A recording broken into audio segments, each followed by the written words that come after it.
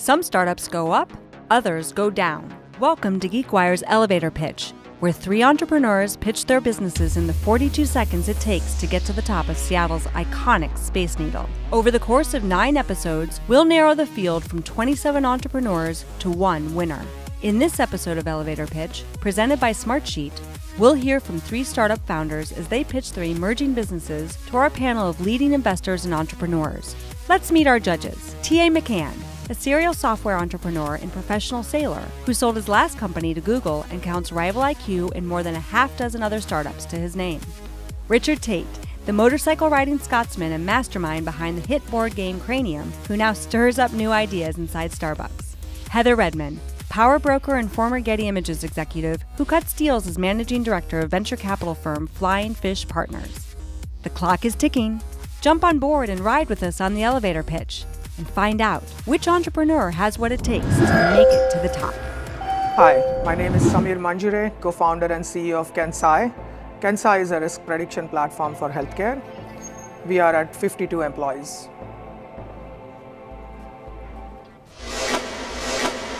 Welcome to the Space Needle.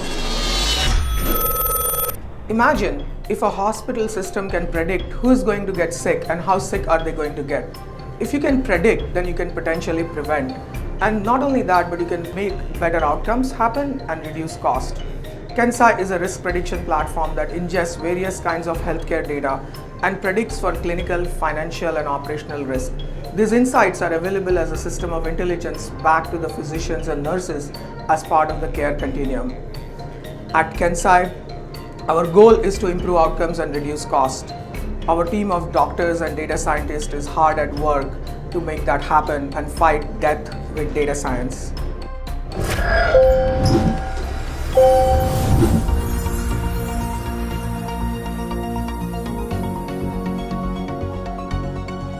Can you tell us about your traction so far? First year was building the product in 2016. At the end of 2016, we raised Series A, 8.5 million with Ignition. And the first year of operations, we ended commercially at 4.7 million GAAP. In terms of customers, we are working with 15 enterprise customers. We have about 100 in our pipeline right now in various stages. How do you measure success? Like, what are the key performance indicators that you use? We are still 2 years in making, so we keep it very simple. There is a product indicator, which is how are we competing with the folks in the industry right now. This is a very hot space. There we have been already being benchmarked against 10 plus years of experienced competitors like Health Catalyst, IBM, Watson, and we have won against them. IDC has rated us among the top vendors in 3 categories in healthcare. With your customers, if you were to go away tomorrow, what would be the #1 thing they would miss about the product? What we do is we start showing ROI within few weeks, so it impacts their current contribution margin for the year and so on. Talk about that. What's the ROI return that they're seeing? Give us some very concrete examples. This space is dominated by legacy players who are very old, take like 18 months to show the first piece of ROI.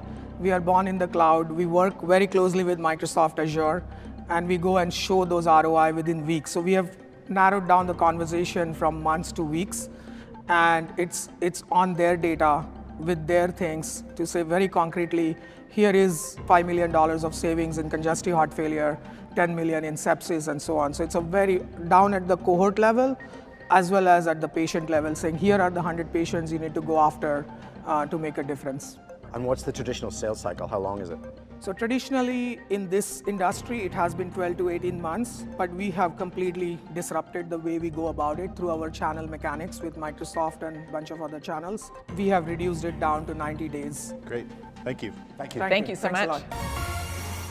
Doing battle with IBM Watson, that's going to be an expensive proposition. Yeah, I don't think so. I mean, I know the space pretty well.